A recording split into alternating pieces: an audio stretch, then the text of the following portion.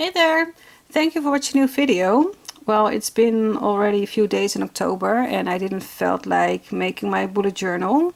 I didn't have the energy or my mojo to draw things or do something with my bullet journal, but today I thought it would be good to just pick it up and well, start using it again. And as you can see, for September, well, I filled in a few weeks, but then the last week and a half I did not. And well, for August I really didn't do anything because it was vacation time. And well, then the time is really different with kids around the house and going on a holiday and do nice things. And well, you can see that when I use these things with the chores to do monthly, weekly and daily, well, I just didn't get them to the next month because I didn't feel like doing that anymore. So, but today I choose to get my mojo back and make the October bullet journal, and I hope I can keep it up for the next 2 months too. So I made a bullet journal for 1 whole year. So let's get started and make the October bullet journal. I don't think it will be very excited or very, well, outgoing, but I'm just gonna get started.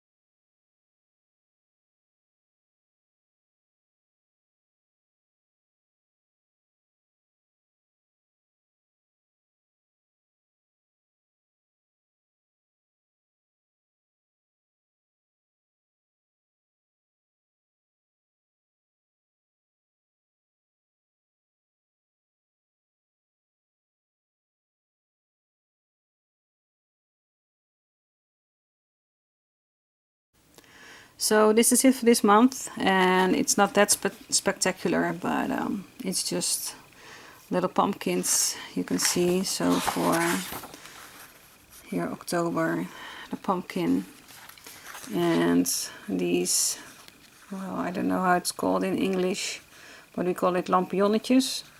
And it's well, there's a berry in it which you can eat, and when you wait long enough you can see the skeleton of when the orange is just fading away, and it's very nice, a little nice, well, I think it's a berry. So I don't like to eat it because I think it's too sour for me, but I really like the look of it. And then just a weekly menu with also this and some wheat.